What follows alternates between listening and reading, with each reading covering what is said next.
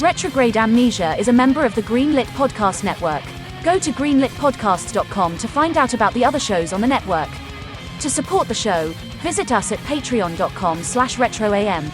Get early access, bonus episodes, and access to our growing collection of premium podcasts, where we cover other JRPGs like Terranigma, Parasite Eve, and Star Ocean.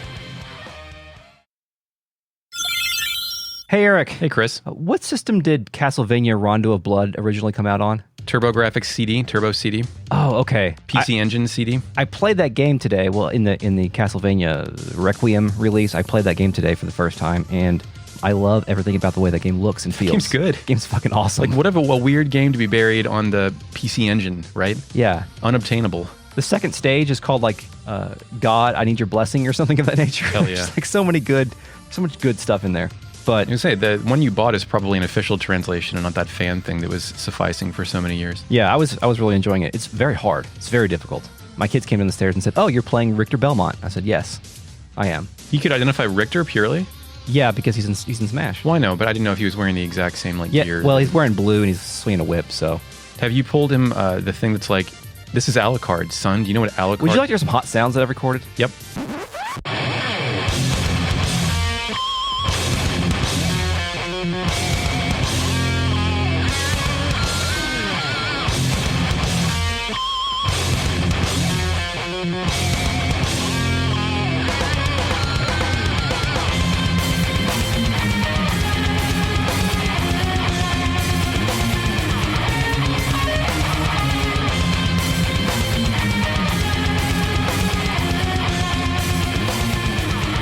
Welcome to Retrograde Amnesia, a comprehensive podcast where we discuss classic JRPGs, chapter by chapter, beat by beat.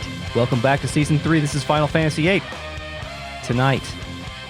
Today, this afternoon, on this podcast, we will explore another garden and avoid the trauma of past tense.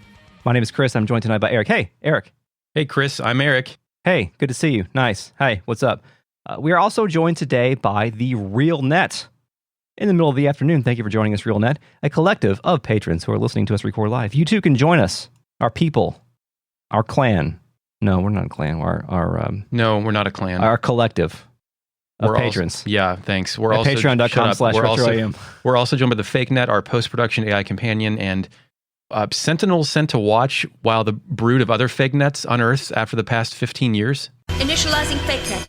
We share many voices, but we are all one collective. United in thorough British disgust against me, bitch.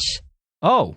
Yeah, no, I know there's a lot of you guys, but just coalesce onto one. I have drawn a provisional truce agreement after last week's incident. Thank you. Yeah, thanks. Yeah, I'm glad we got that sorted out. I will have my revenge. So, Eric, last time in our last episode of Retrograde Amnesia, which I don't remember much about because we haven't edited it yet. Yeah, it may as well have never happened. Yeah, so I do know that we left off at Galbadia Garden, and we are heading there after leaving the forest, after inserting ourselves back into Laguna's Nightmare in Wonderland. After beating up Grendel from Beowulf. Laguna's Dreamland. Not Grendel's mother. So yeah, we already described what Galbadia looks like, about how it's just this big red thing in the center that looks kind of like our garden, but somebody kit bashed it with some mech sets. Yeah, we have not talked about its introductory computer graphics video, right? Right, you're right. Computer graphics cutscene. Yeah. It opens with a full screen shot of white hot light, later revealed to be the thrusting mechanism of a hoverbike mech suit contraption. There's a lot going on here. Exo Squad. A green model appears to be strictly for transportation, but a squad of yellow ones looks like they're kitted out military shit.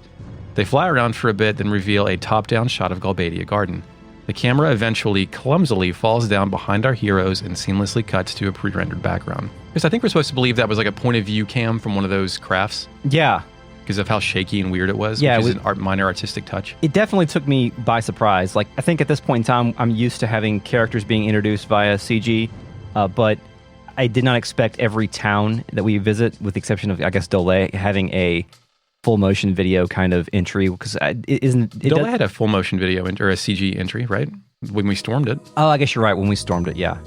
But in terms of just walking in there, I did not expect this. But it communicates a lot right there in the beginning. The general design of the Galbadia Garden is similar to Balam Garden, but it's less friendly than Balam. It has a different focus. Yeah, the accenting here, like the lighting is closer to like red and future science looking than the kind of light blue energy efficiency look that the Balam Garden has. It's almost like welcome to the gates of hell, but also We have a really good hockey team. yeah, yeah. It's weird, but I don't think they're hiding their ethos as much as Balam is. I don't know that Balam's hiding it. Like they're a lazy place in like a lazy continent and up next to a lazy town, right? I mean, sure, it's friendly fascism on top of it, but yeah, like no one's lying to anybody, right? Yeah, that's a good point. They're not necessarily trying to hide anything. It's just that kind of vibe is a little bit different. So part of that position of power comes with the main theme, Galbadia Garden, which has like a crazy, grandiose opening where it showcases the power of this garden. Like it's beating, thrusting, I don't know, drums or something like that. And it only happens when the song plays for the first time. The rest of it relaxes and repeats the same melody. Yeah. But it only plays that abrasive, hardcore intro once. Yeah, which is another contrast from Balam, because Balam's, obviously, its music is very light and airy. Galbadia drifts into a jazzy exploration of fake choral chanting and bass guitar. Chris, I've never seen any shit like this in my life. No, there's a lot going on here. Also, one other similarity is it's still got the fucking halo thing. Yeah, of course. Like, that is I know these places, like, well, I guess maybe this is more of a question than a statement. Are the gardens linked by any sort of organization or infrastructure? Or They have to pay a franchise fee? Yeah.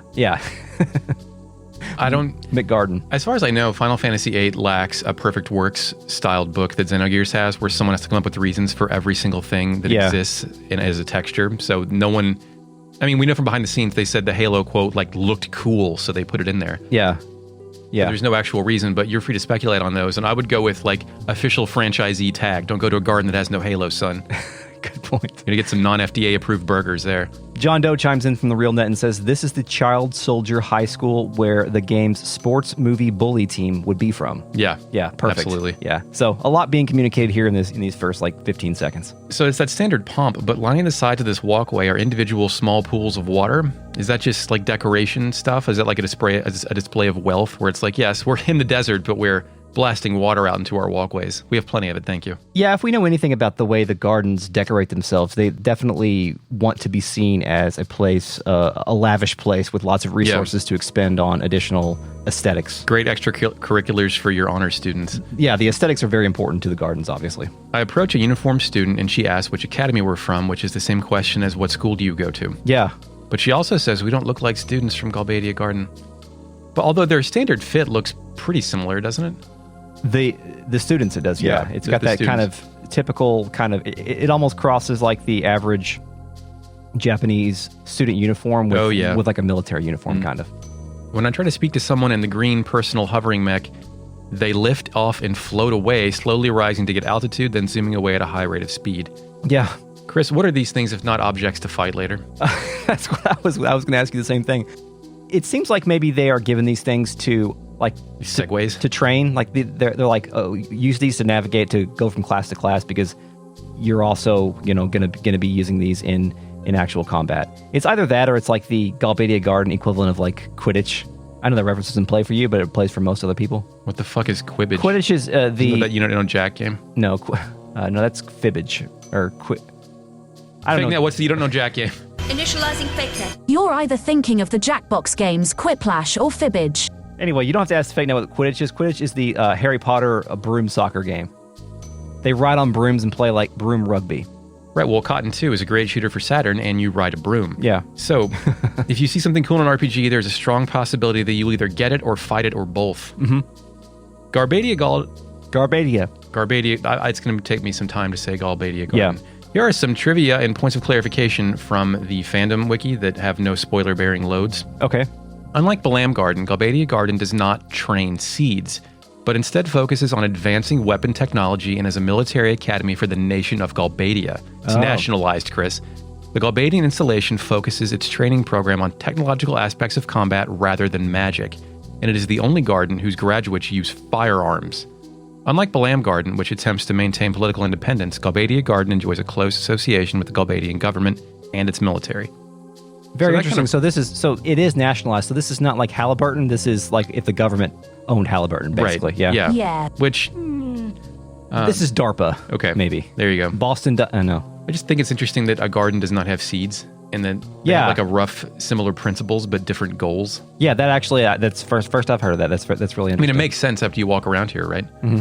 So next screen, Galbadia's logo is affixed to the rust-colored roof structure. It looks like someone took the yin-yang symbol and made it into a double-bladed weapon, then put it in the center of a red Celtic cross, then put it into the spinny metallurgy art project of someone with a wardrobe consisting only of affliction shirts. Jesus Christ. Okay, yeah, good.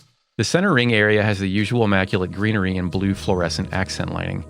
The center is also like a giant glowing yellow monument surrounded by what appears to be a scattered 2D benches and planks of wood. Yeah. I can't tell if this is an art installation or an amphitheater. The first, like while I'm sitting there confused, the first student I talked to says, "You guys don't look too smart." I didn't get that person. So Must have been looking at Zell, right? yeah, probably. I didn't have Zell with me actually, so. A guy on the left is doing some kind of martial arts or yoga and tells us the sorceress is using President Delling to take over the world. But if you think about it, who's using whom? Whatever, like it matters to you anyway. And it's like, hey, motherfucker, I live in this world too, right? I'm a person. Yes, it's me, guys. Come on. Next, I approach the gate. Yes, this is like the entrance, right? Yeah. Yeah. Yeah. Selfie walks up to the amusement park gate and declares that it is totally different when it's the most similar thing we've seen thus far. Yeah, I think they have like the same kind of gargoyle creatures. Yeah, kind that of must be peering in like down. the garden kit that gets unloaded from the main franchise as you must install the gargoyles by the Yeah, gate. yeah, exactly. Zell thinks it sure is quiet. Squall says he likes it, which makes Rinoa laugh, which is, you know, at this point, any kind of interaction between them's whatever. Yeah, Great, not to say whatever. whatever. Whatever. Kistis walks up and asks if we can leave this one up to her. She's been here several times and she knows the headmaster pretty well. She leaves the party to go and explain our situation. Chris, do you trust Kistis? Okay, sit tight here. I know this guy really well. I'm not going to tell you his name or what I'm going to talk to him about, but I'm going to tell him the situation. I didn't think about this until now, but you're right. We don't, in terms of any of the delivery of the orders that we're about to get, we don't have any interaction with the procuring of those other than just opening the envelope. So maybe now I'm putting my finger on that mistrust button for Kistis. So, usually with retrograde amnesia, we explore a place, then do plot critical points. But if you don't do the plot critical thing here, the intercom keeps coming over the thing and telling you to do it. Yeah. So as far as I know, Chris, correctly, we're going to go do plot thing, then explore thing. Yes, I did that as well. Okay. So Who'd you leave out of your party? So let's see here. Kistis left, right? Yes. So yeah, one other note on Kistis, by the way, she's our only adult in our RPG party. Kind of. I mean, she's 18. Yeah, she's one. Well, she's the one with the most experience of this world, but Yeah, she's been here. yeah, and I wonder if the game is ever going to. I think the answer to this is no, but I'm at this point in time, I'm wondering if the game is going to contrast the fact that she is the kind of the one person who understands the infrastructure between gardens with the awkwardness of like what happened 2 Laguna Dreams ago, you know? There's kind of an incuriousness with Squall and Zell about how other gardens relate to, or it's just like so common knowledge they don't even feel the need to maybe explain it. Yeah, 'Cause and Squall does cite those rules. Yeah, and I think we don't know this yet, but a little bit later on, we start to see into Squall to where he's like very, very interested in following the rules of the book, and one of the rules of the book is just fucking do your job. Yeah. So he's not asking too many questions at this point. Even though he's the commander. I left Selfie behind for now, so I am rocking with Rinoa and Zell. Did Selfie have any unique dialogue when you left her? No, she said something, but it wasn't worth. Zell said something wonderful. He says, "It seems to me like there's a whole bunch of losers here." That's awesome. Yeah. Great. Just in public amongst the losers. Yeah. Next, I go to the main lobby. There's a theme of placing a giant blinding yellow light source in the center continues as the main lobby here is defined by that centerpiece. Yeah. It actually appears to be a column of brilliant yellow light shining down. Rooms and floor patterns suggest the places to explore here are in each of the 4 cardinal directions, which is different than our garden, which had like, I think, a hexagonal or maybe 8. It was more like a spokes of a wheel kind of. Yeah. An announcement tells our group to go to 2F reception room, and this keeps happening until you go. Did you run into the central of this light-based sculpture there in the middle? No, there's a hidden draw point there. Really? It's haste. Shit, I love haste. Something we don't have yet. Can we see, do we have anybody that can reveal hidden draw points yet, or do you just mash X and hope that it... With Siren, but I have not done that yet. All right. I have found a couple of on accident, though, throughout our journeys. I go to the north hallway. Somebody in brown sweats and a yellow headband is walking out of this hallway, and it says IG on their shirt. They will not speak to me. Yeah.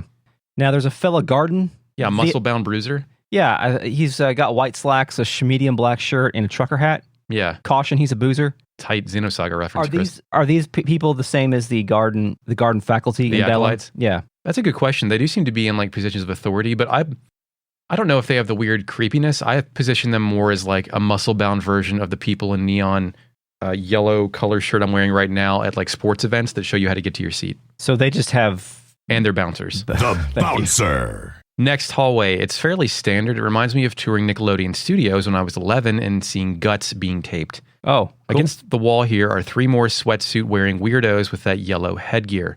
One muscle bro is also patrolling the hall. There's stairs to the right and shit down the hall. I spoke to the muscle bro, and he yells at the 3 weirdos here about running in the hallway. Yeah. He screams at them and says, he does the drop and give me 50 shit. Mm-hmm.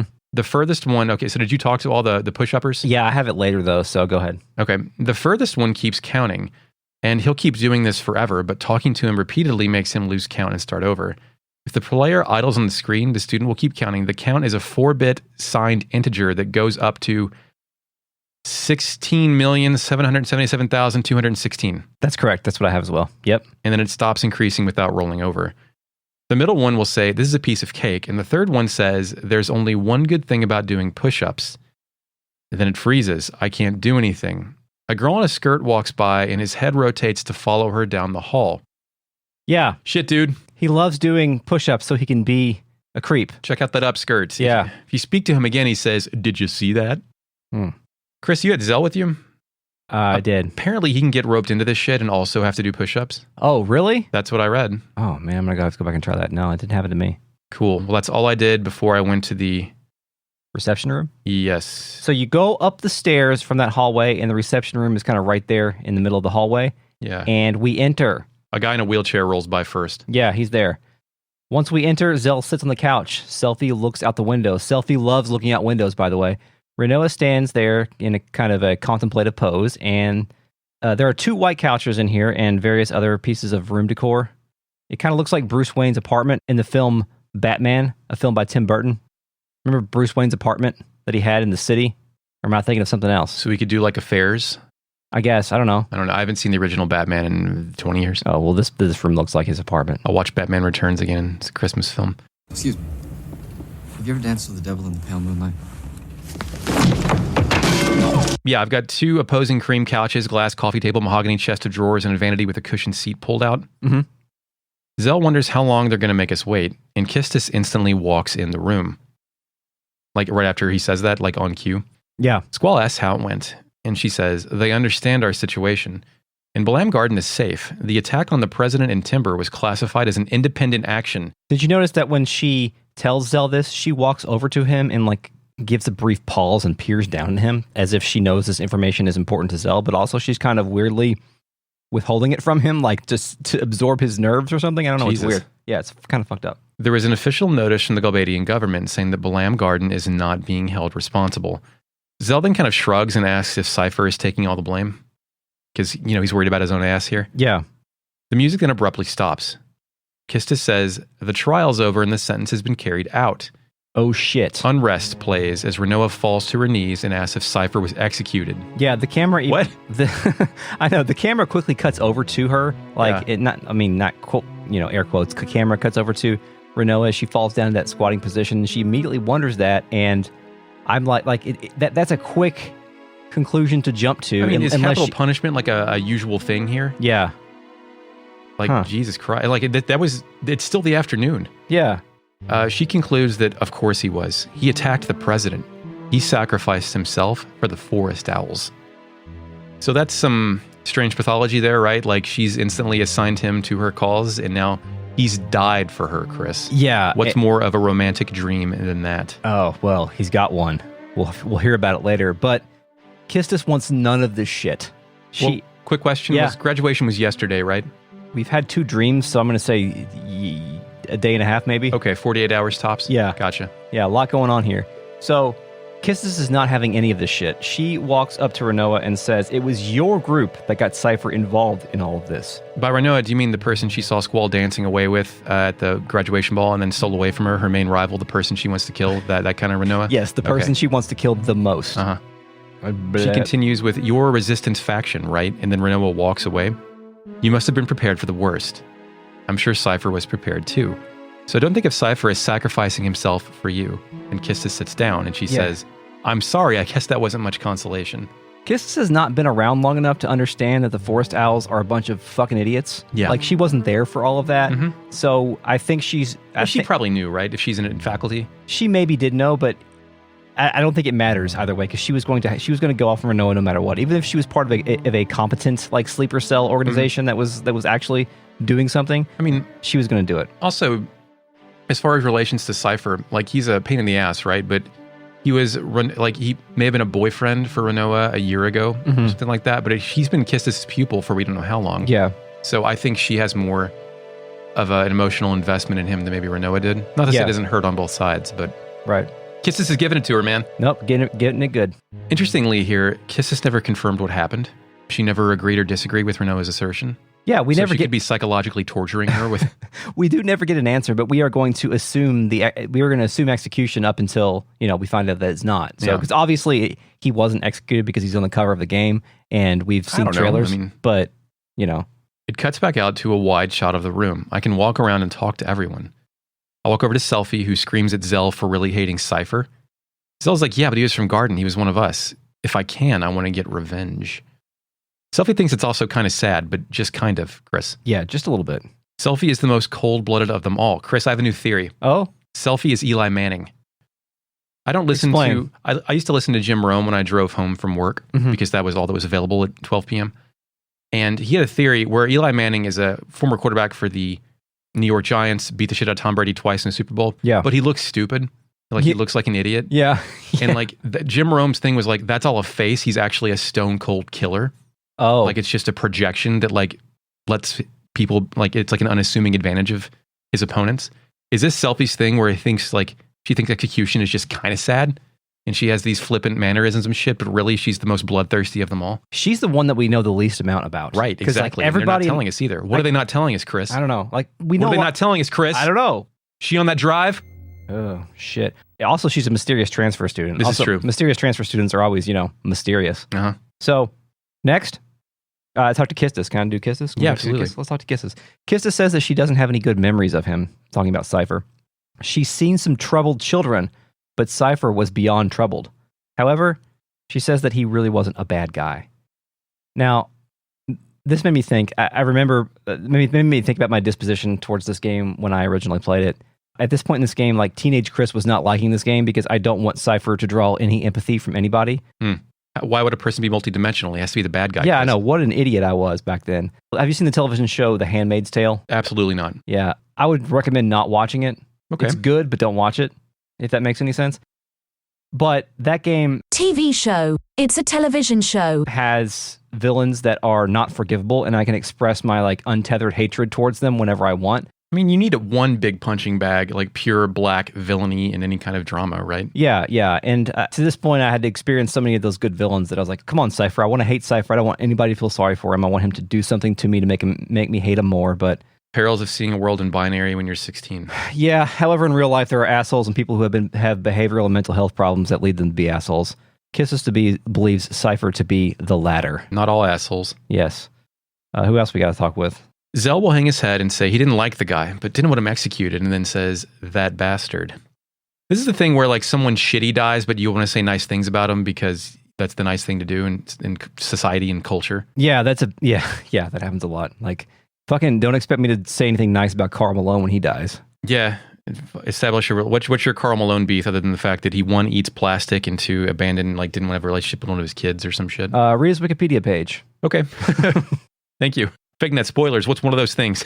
Initializing fake net. He had a child with a 13-year-old girl. He also donated to George Bush Jr.'s 2004 campaign.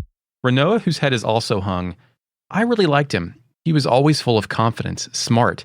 Just by talking to him, I felt like I could take on the world. It cuts to a shot that frames Rinoa from her knees to her elbows. Kistis is on the couch, staring at her with full attention. Selfie peeks up over the couch and asks a very important question that seems out of left field. The question is, your boyfriend? Yeah.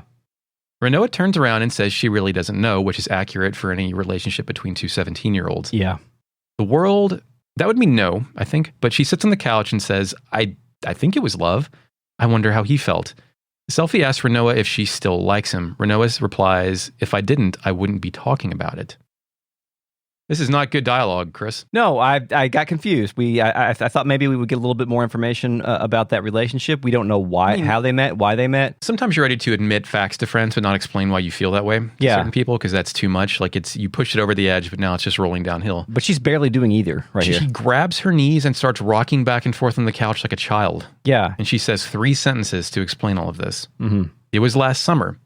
I was 16. Lots of fond memories. Yeah.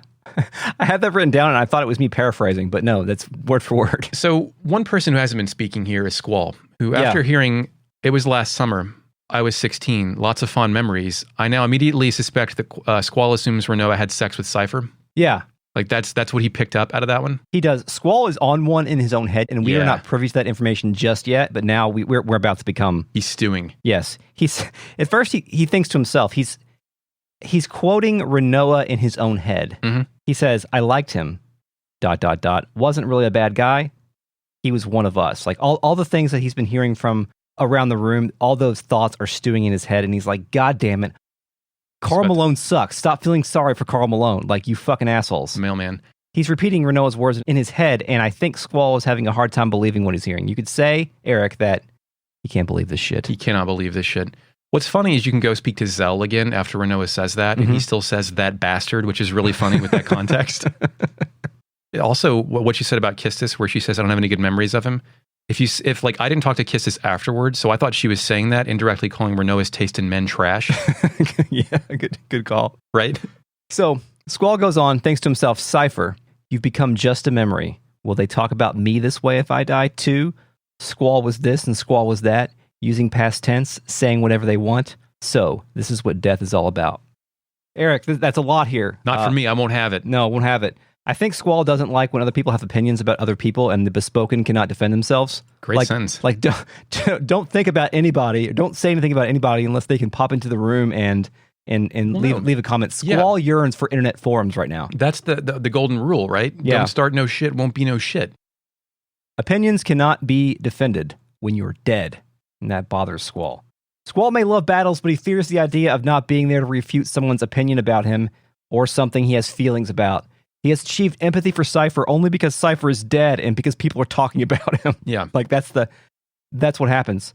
Now, this is awesome. This next little part, it reminds me of, remember when in spoilers for Chrono Cross, please see season 2, but after the body switch moment and you get a moment to like move your body for a second and then you realize you're controlling Lynx. Yes, the opposite character that you were 3 seconds ago. Now that doesn't happen here, but you get the opportunity to move Squall in the middle of his statement. So like you feel like, I don't know, it like generates... he's ranting around and walking. Yeah, it generates like, it's like, okay, the player's back in control. No, fuck you, player. Squall has more to say. I mean, also, Squall, as he's swinging his arm around, yelling, I won't have it, he doesn't emote ever, really, before. He's just like, whatever, I don't give a shit. Yeah, absolutely. So... This shocks everybody? Yeah, not for me, I won't have it. Kistis asks him what is wrong, and he turns around and does a villain swipe and says, I won't have it. Villain swipe, good terminology. Selfie runs to him and says, are you mad? Mad capital letters, like it's a massive action game. Like she's a guest on the O'Reilly Factor. Squall, the emotional boy who's kept it all bottled up, runs to the corner of the room and says he's not having anyone talk about him in past tense. Great line. He storms out. Zell reaches a hand out and Squall literally leaves the room. Yeah, it's great. There are a lot of podcasts with comic book reviews and interviews with some of the greatest creators in the industry, but only one will tell you scientifically what the worst comic book of all time is. And the best. We've been ranking comic book stories for 6 years. We have a list with over 1,000 comics on it, and we're adding more every month. War Rock and Ajax on the Greenlit Podcast Network. On the Super Nintendad's Entertainment Podcast, catch us grumbling about the news every Monday on the Morning Dadcast, chatting with industry professionals, and most importantly, teaching our kids just how incredible or horrible 80s and 90s video game and pop culture truly was. All right, what else you got? The Sega Slingshot. Don't have a cow, man. The blast processing was really fast. Why can Knuckles fly even? Tide prawn dough. What does that even mean? Samurai pizza cats. Gabe, we almost named you Guido Anchovy. Doing a Belvedere Requires a set of low hangers. I'm gonna die! Right here on Greenlit. Now, we're a lone wolf sad boy for a moment. Galbadia Garden resumes. This is a role-playing game. Our role here is to pout. What do pouters do, Eric? Go and talk to friends? They run to the door. Well, yeah, I think you're intended to go, like, after he says this, like, narratively, you're supposed to go try to leave the garden to run away from your problems. Yeah. Right? But instead, you get those thunderous Galbadia Garden song intros, and it just mirrors his own anger and hatred toward himself at the moment. Yeah. You only have control of Squall alone for a few seconds here, for a few minutes, but I'm glad that they gave it to you. I imagined him ugly crying the whole way. Of the things that this game has failed to do, like, have dungeons, it has done a lot of fun things in terms of the way it's delivering this entire scene here. Chris, I went back in the room. Did you do that? Oh, no. I did. Kisses is in here alone now. She says there will be an announcement shortly, and I should wait by the front gate to hear it. Oh, thanks for the... Yeah, thanks. Great. Did you run into Wheelchair Guy? Can I tell you what he says now? Yeah, go ahead. Wheelchair Guy is rolling by. He asked how much I know about Galbadia. I tell him I don't really know much. And he says it's the power nation of the West, with Delling City as its capital. Timber and Windhill are also affiliated.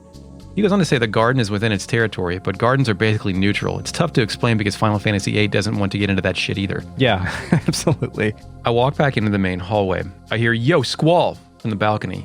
It's Raijin. He rushes down to meet me, and Chris, Fujin's with him. Yeah. Squall asks these jokers what they're doing here, which is a perfectly valid question. Yeah, it's kind of great how they appear in the balcony and then turn around and to run down, but are immediately on the lower floor. Like it makes it feel like a stage. Stage play or a cartoon or something. Yeah. They just need the fucking... FakeNet, play that like cartoon walking sound effect. Initializing FakeNet. No problem.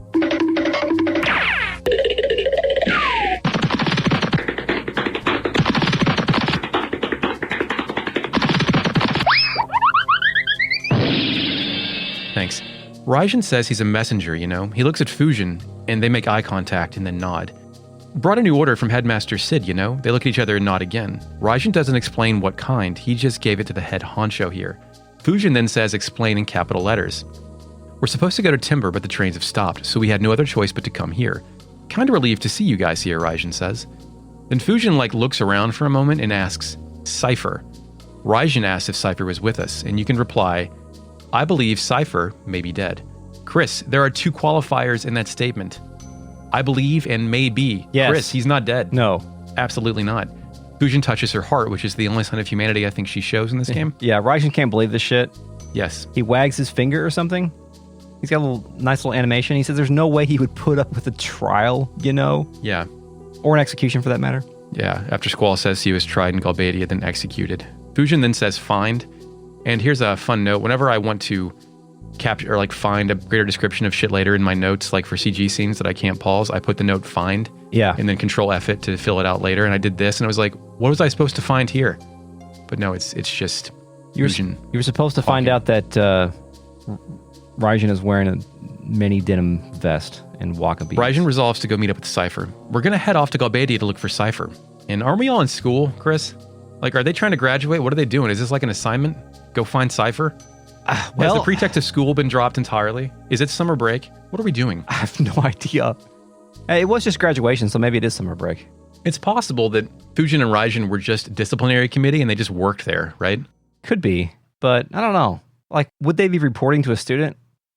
Well, they reported to... They were trying to go to Timber, right? But they had to go to Galbadia Garden first. I think their message was for somebody in Timber. Because he said head honcho, but he said they were supposed to be in Timber. Oh. So either he gave a message, I don't know what... They're here because plot. Yeah, I thought they were delivering something to this garden, but maybe not. I don't know. Fucking who knows? So we go to the front gate. Some girl students are gathered here. They ask if we've heard about the sorceress being appointed as the ambassador. They say, rumor has it, there's going to be an inauguration ceremony pretty soon. Another says the sorceress has disappeared from history, and it seems like her power is still lived on secretly. So do we know where has been? Same question. Did we, we've heard about the sorceress, obviously. We've met the sorceress, but before that, we had heard about her in our computer desk and heard that there were sorceresses that existed, but we did not really understand what their place in the world is as of right now, up until this moment. Because the sorceress obviously showed up, and it was a big deal that she was appointed the ambassador, but I don't think it was really communicated to us well enough that these sorceresses, they don't come around too often. We don't normally know where they are, or that they're not usually people that in the public eye. It's like if JFK Jr. really did come back. Yes. Yeah, it'd be basically fucking some InfoWars shit is really happening. Okay, great.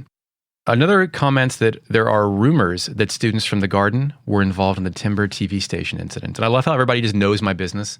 wherever I go. Yeah. Oh, are you the guys that destroyed the Dole thing? Yeah. So what? What are you going to do? So which one of these gates lets me leave? Shit, this sucks. Kistis is out here, Chris. Yeah. It's time to meet. Let's go. This is reality. Yeah, the whole gang, they proceed to the front gate. Zell, he once he gets to a spot, he's back to his old self again because he's doing moves again. Yeah, everybody's in their idle poses. Rinoa's sitting on the concrete barrier with her legs stretched and her feet dangling. Yeah, Kistis is pacing around. Selfie is staring idle.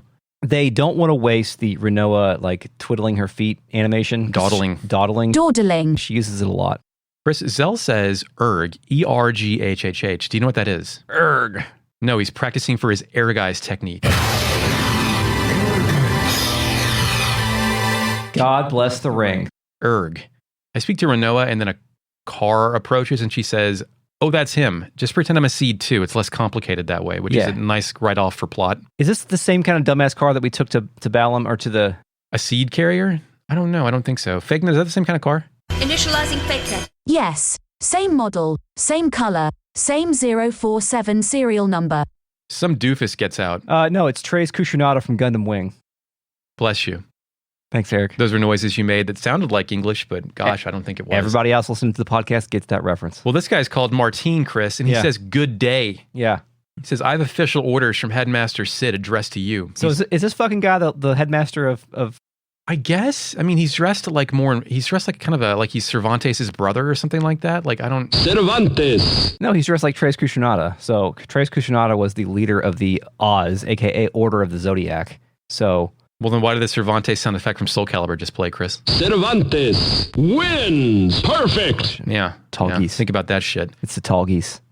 He says they're going to cooperate with Sid, which is good news, I guess. That they're going to cooperate? I don't know. He then corrects himself to say they have been planning this for quite some time now. So they have clearly seized upon a major event with the plan they've already had, kind of like when you need to get to Iraq to get oil out. Shit.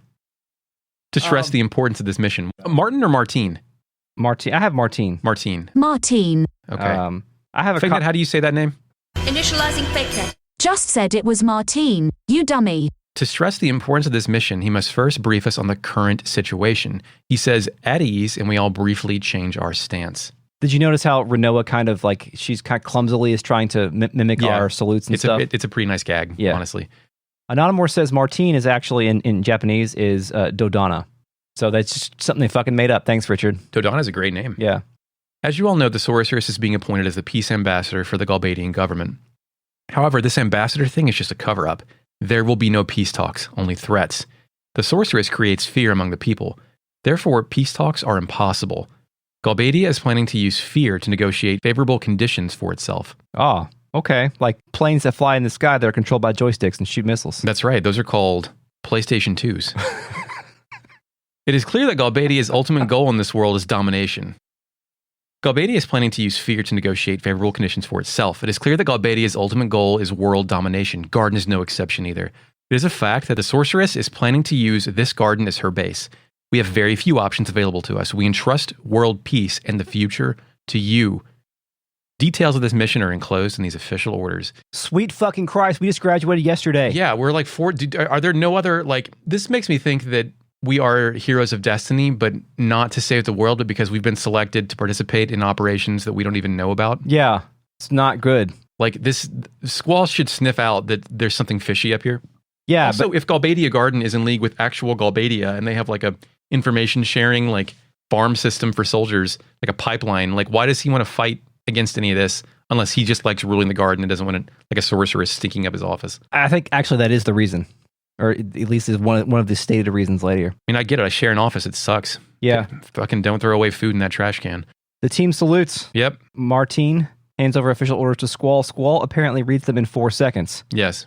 Martine asks if there's any questions. Squall should have a lot more questions than he does, but he asks a pretty relevant one. He asks a relevant one, but he doesn't. I guess he's trained not to say why or why us, but he just says, he asks about the orders that says by means of a sniper. He notes that we have no one here with that skill. Martine turns. He's going to introduce us to an elite sharpshooter from Galbadia Garden. He calls for Irvine Kines. Fignet, how do you say his name? Kines. Initializing fake net. Irvin Kinaeus. It's Kinaeus. If I wanted to sound like a turd, I would pronounce it like Irvine Caneus. Hey, wait. This is a CG cutscene, but I have an old version of my notes. FakeNet, please narrate what happens. Initializing FakeNet. sounds like Crisp is about to have it down pretty well. Well, I have a butterfly lands on this fucker's finger as he lays in the grass. Yes. As the butterfly flies away, he does the bang thing like Spike Spiegel does. And he stands up, the camera pans up, and his long, flowing, dorky trench coat and cowboy hat are there. What a doofus. Yeah, what are we, why do we, it's a cowboy. Why do we need a cowboy? He's a ponytailed cowboy with a gun. What are we, like, does anyone else here dress like this, or is this just like my guy's thing? Yeah, because the reason that we have cowboy, you know, the cowboy aesthetic is because we had cowboys. Yeah. Now, did this world have cowboys? Did someone have to this world design... has some of the bouncers, right? It's true. So, you know, maybe there is some crossovers. I mean, you would think that there would be a necessity at some point during the history of this world to farm and herd cattle. So perhaps they needed hats just like these. Cowboys do not wear trench coats, though. That's a stylistic thing. My guy walks over with his hand clutching his back, but why? Because he's unequivocally loafing, because he's a fucking loafer. Okay. All right. He walks in front of us and scopes us all out, then stands near Martin face to face. And Martine says, "This is Irvin Caneus." I think I said Kynes when I was younger just because it was one syllable. I'm not going to say it this time. He continues, "He will be your sharpshooter. Leave whenever you're ready. Failure is not an option." Thanks. Great sign off. Can we get some introductions or whatever? Thanks, Teach. Yeah, so this guy gets in the car and drives away. Irvine turns as the car drives away, and he does his finger gun bang. I call it the bang because of Spike Spiegel. I know that another reference doesn't play, but I've seen one episode of Cowboy Bebop in your basement 20 years ago. Thanks. Okay. To replayed Bomberman. As my guy's like, why does he point the gun at Martine's car and say bang? Is he gonna like assassinate Martine? Did he get his orders fucked up? Like, what are we doing? Eric, it's because he sucks. Okay. Is he supposed to suck, or is it supposed to be cool? Like, he's supposed to be insufferable, right? Like, I know when the new kid gets added to your team, nobody likes him, but this seems like egregiously awful. I think so. I think he's supposed to. I think that he was written to suck at this point in time. Irvine stands by himself while my group rallies around Squall, clearly denoting the teams and sides. Selfie asks what our next mission is, and he replies, "Our next mission, this is no ordinary mission. It's a direct order from both Balam and Galbadia Garden. We're to..." And then there's like a long pause. "Assassinate the sorceress. We're to shoot her from afar. Kindness will be our sharpshooter. We're to support kindness to our fullest. Should the sniper fail, we are to attack head on." Jesus, that's a lot. Irvine thanks us for the support, but insists he never misses a target. Chris, he's going to miss his first target. Yeah. Spoiler zone. Squall says that eliminating the sorceress is our order. We are to head to the capital of Galbadia, Delling City. There, we'll meet up with General Caraway to go over the details for this plan. So they're going to find like a rogue general that lives there. Is anyone going to tell us who the fuck General Caraway is? No. No. They're not. Absolutely not. Until we meet the guy. Irvine makes us choose a party, but then he does it on its own, which is a great trick. Yeah. He puts himself with Selfie and Rinoa and asks, "How's this?" And yeah, whatever that shit. Squall says, "Have a good time," and Rinoa and Selfie visibly shake. Selfie asks Squall if he's being sarcastic. Without waiting for an answer, she jumps with excitement and concludes that he is. "Well, fine then. We'll have a good time." Rinoa says, "We understand very well." What? That was garbage on purpose? Like, there were no typos there. That's just what they said. I didn't have that. I chose to rearrange my party. Oh, so you didn't have this next scene?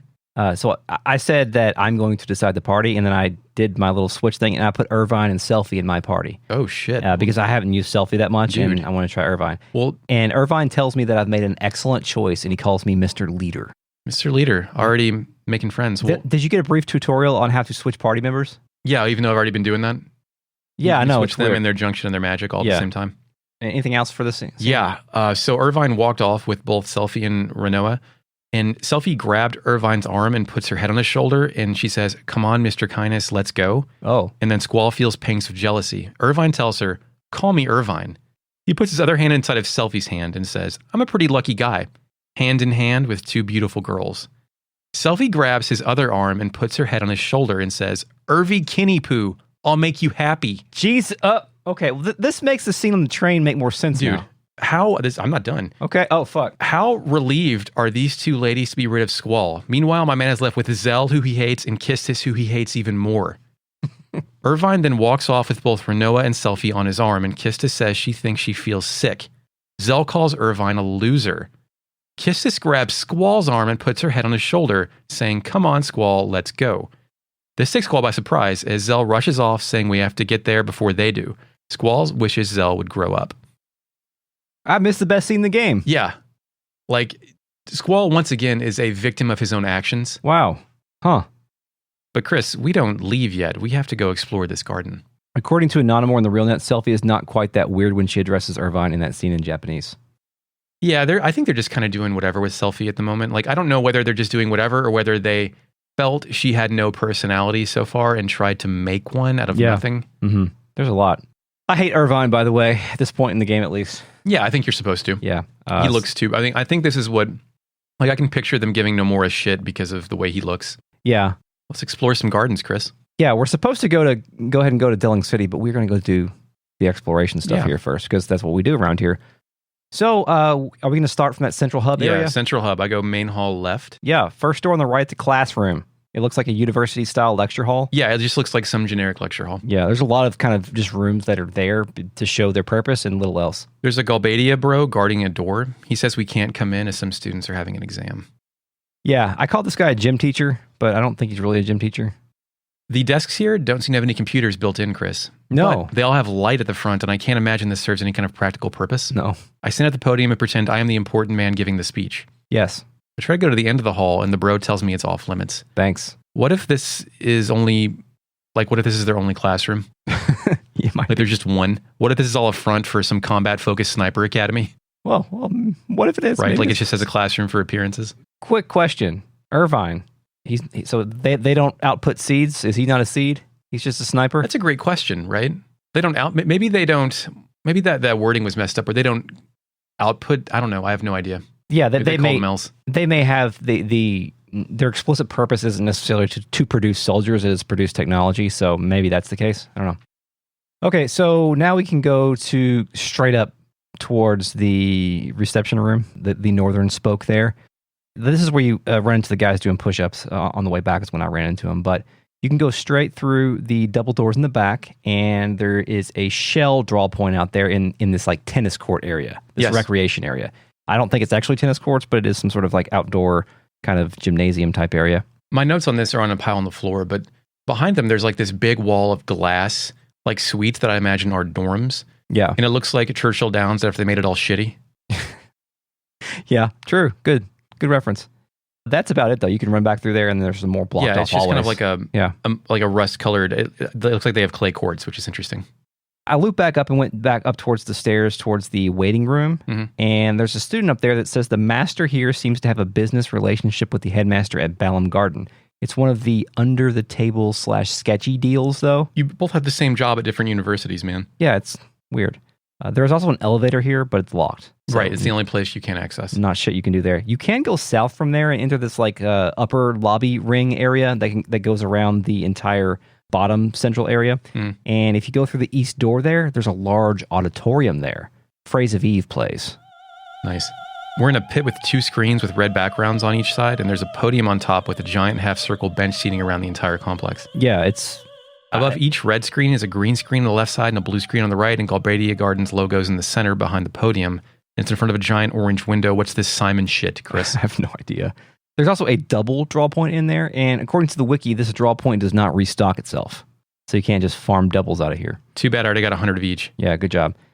Then I went in the west door from the the second floor lobby ring area balcony. Yeah. There's a student in there reading something. She says, Ophelia continued to run for her love, Robin, day after day. So by west, did you mean east? I don't know, fucking know, dude. All right. Yeah, so... I have east as the auditorium and west doesn't matter. Doesn't matter. Yeah. So it's funny that you said, like, immediately when I saw this student, she's reading a book, but I thought she was just looking at her phone, but phones didn't exist yet, because she's in the looking at her phone pose. Yeah, absolutely. So the characters Ophelia and Robin, does that mean anything to you, Chris? I googled Ophelia and Robin, and this could be a reference to Bonnie Sweet Robin, a popular tune from the Renaissance. Oh. It also ties into Hamlet, and the song is about blowjobs. Oh, okay. Sure. Great. Another student is talking to a wheelchair-bound student. She says she heard the sorceress has the ability to brainwash others, and she wonders if it's true. Foreshadowing, maybe. It's true, you'll never know it. Yeah, guess not. Her companion tells us this isn't a reception room, which isn't a thing I thought we were still looking for. Yeah, he thinks we're still in the reception room quest. Oh, bro, I did that already. Sorry. The bro tells us the area further down the hall is off limits. That breaks off into another lecture room, and 3 students are in this one. One of them tells me they're too old to play cards. Yeah, I said bullshit. Another tells me this is the second most powerful card is the Boss Monster card, and that GF cards like Ifrit and Shiva are powerful too. Chris, this person is also your first opportunity to get level 6 Boss Triple Triad cards. Oh. I got Trauma, Elveray, Krista, and Spoilers. Oh, shit. I played this guy for a while and I never got any of those cool things. I got about half of the level 6 boss cards off this person. You can go back. Okay, good. Maybe. I mean, if not, somebody else will have them later. This is just your first opportunity. Gotcha. The third person tells me the most powerful cards in the world are character cards. Yeah, no shit, dude. I already know I'm good at My cards. face is on one man. Yeah, come on. So, did you go to the other door? The ice rink? Yeah, the other door leads to an ice hockey rink, which is the last thing I expected to find. I thought it would be another classroom because it's in the same spot as a classroom. Yeah. 2 ladies are skating around on ice. There's a draw point in the rink, but I can't get to it because a bro is standing in the way, and he says I can't interrupt their practice. Chris, did you read the red banner in the ice rink? No. It says, keep on rocking in Galbadia. Yeah, keep on rocking. You can walk around to the side and find a locker room. It has 4 benches and 1 dude. He asks if he's heard about the hockey team that is made up of a bunch of what, Chris? Monsters. No, dude. I didn't know this world had hockey until 15 seconds ago. I didn't know it has monsters, though. He says, we're going to play them next week. To tell the truth, I'm kind of worried. Some guys told me they play so rough that some of our guys might get killed. Yeah. Does he literally mean monsters? I think so. I guess. Is this Mutant League? Yes. Sounds like a regular hockey game to me, Chris. Am I right? Could be. So Hockey's the most violent sport I've seen in my life. So that is true. So this world has cowboys and hockey, so there are some elements from, Earth 1. Mighty Ducks 2 had the cowboy hockey player. Apparently, the guy on the bench in here is the exchange student from Galbadia Garden, and the only opportunity to properly calibrate the rules for this garden. Chris, with some RNG manipulation, with going and talking to people and using the draw point 6 times, you can abolish random. Chris, if you examine the draw point 17 times, get rid of the plus rule. How about that? I abolished random just by fucking around. Oh, great. Yeah. Well, I use science. He did use that bum-ass rule same/plus combo to steal my Kisses card, so I had to reset briefly. Asshole. But, yeah, sucks.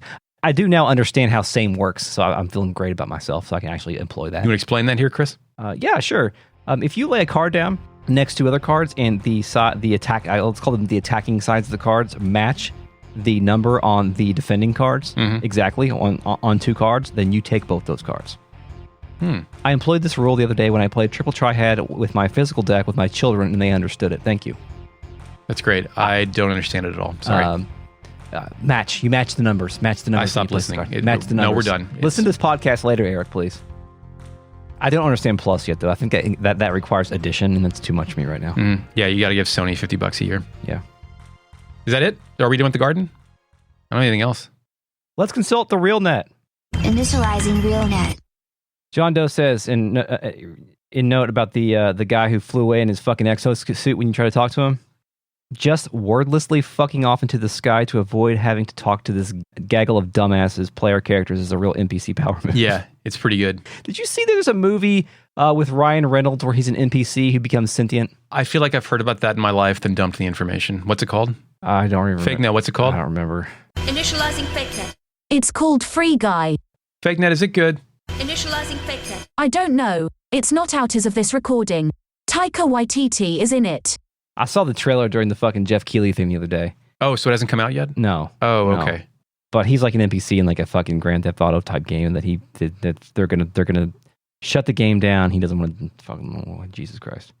When he appeared on the screen, I thought he was going to announce the Detective Pikachu 2 trailer or something. I was like, fuck yeah, let's go, but no. There was a really bad trailer for a movie I saw where like some kid shows up at his parents' game dev studio and like he's the only one that can code the game into completion or something. It looked to treat video games as a medium worse than Grandma's Boy did. Oh,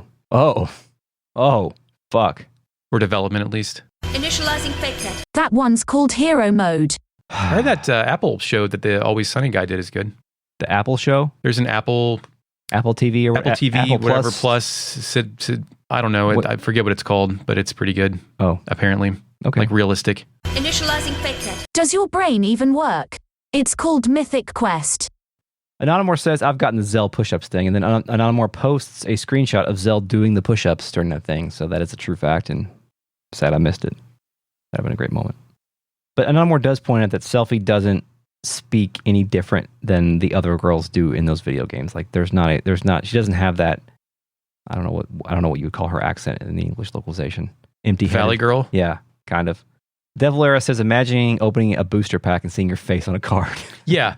Like, what kind of existential crisis would you have if that happened? It's like, oh man, I got Ozzie Smith, Aaron Boone, and me. This episode is a production of Retrograde Amnesia, recorded on today, June 12th, 2021. Thank you, Mark, for the music. You're welcome, Chris. Find us on Twitter at RetroAmnesiaPod, and if you like us, please consider supporting us on Patreon at patreon.com/RetroAM. Get early access, bonus episodes, miniseries, voting rights, all that good stuff.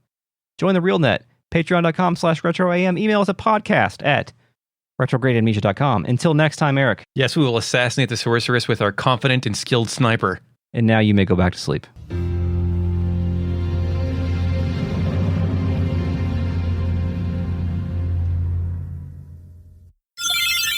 Something's... Oh, there it goes. There it is. Okay. Why is it so loud? Sorry, everybody. We coming in hot. Coming in pretty hot because I just got home from taking my kids to swim lessons. What would happen if I drank Red Bull out of a whiskey glass? Do that. You can drink anything out of you want. There are no rules. Liquid tastes good no matter what the venue is for. But look, but then I have to look at the color of it.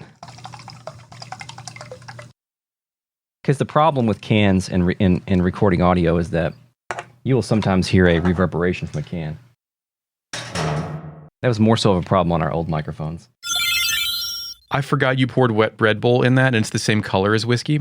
So I thought you were just fucking doing a power hour today. No, I'm not drinking for the whole month at least. So, God, that is fucking. Look at that. I've never actually Red seen Bull. the color of Red Bull. Yeah, that's upsetting. That's why I was upset about pouring it in here because, first of all, it looks like a hell of a lot more Red Bull than is in a can. Yeah. Like, usually in a can, you're like, oh, I'm not drinking that much Red Bull. Same color as piss too. That's nice. Pepsi challenge, Red Bull versus It piss. does taste different. You don't taste that like aluminum on there. I know, right? Isn't that weird?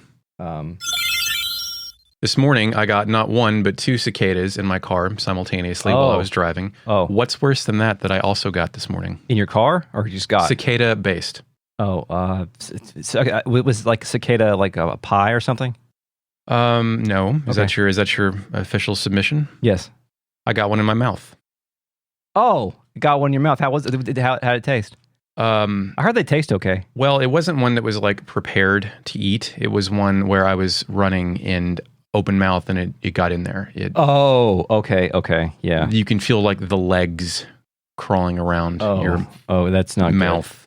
Good. There is a pleasant amount of cicadas where you're sitting there and you hear them and it sounds like you're in anime. Yes. And it's not bothering you. In fact, it was so relaxing. I almost fucking fell asleep on the chair while the kids were swimming. I mean, they have lifeguards. It's fine. No, they were with a swimming instructor. He asked me who Dracula was, because Dracula's in Smash Brothers as well as like a boss. What? You know how, well, like in like regular ass like playing Smash Brothers single player, there's bosses. There's like the fucking dragon from Monster Hunter and Giga Bowser and the fucking Marks from Kirby and all kinds of giant fucking creatures. No, I've never played single player in the new one. I'm sorry. Yeah, well, all those things are bosses in Smash Brothers World of Light or whatever. And there's like a boss rush mode too. But one of them is Dracula, and he has the properties of Dracula where you have to hit him in the head in order to damage him. And then after that, he turns into a giant fucking werebat. Okay. Yeah. So I was wrong to assume your children wouldn't know who Dracula is. I apologize. Well, no, they still wanted to know who Dracula was. And I was like, he's that guy. He's the one that you have to hit in the head and turns into a bat. And just show them Nosferatu. It'll be a... So, hold on. Let me take a swig of this piss. Does that play for you? No, it doesn't. Sorry. Do you remember when Cameron, the hip hop artist, was on Bill O'Reilly years ago? That sounds wonderful. Years ago, and O'Reilly was complaining about fucking something in like the content of hip hop. Is that where the You Mad You picture Mad, comes from? yeah. You okay, Mad. Great. I didn't know that was the Bill O'Reilly pool. Yeah. Fuck that guy. Thanks. Fuck Bill O'Reilly. You mad? Why you're looking at a principal? Why you don't want to let him talk? You mad? Where'd you get... I'm going to burp. Okay.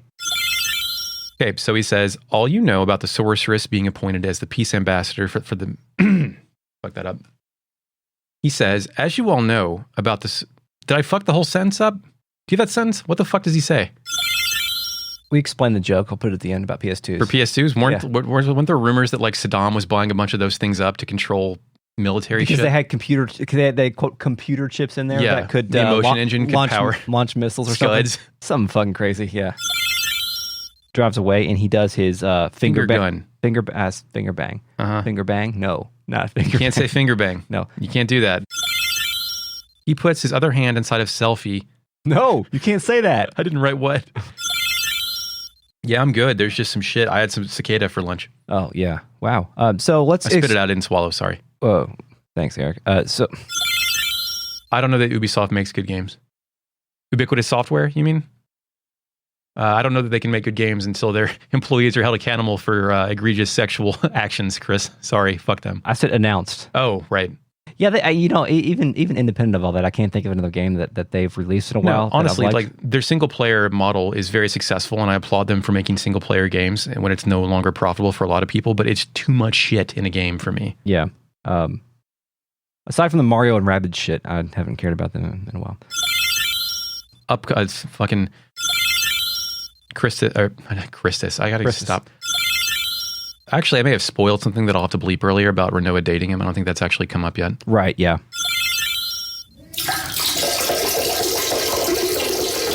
Hold on, let me take a swig of this piss.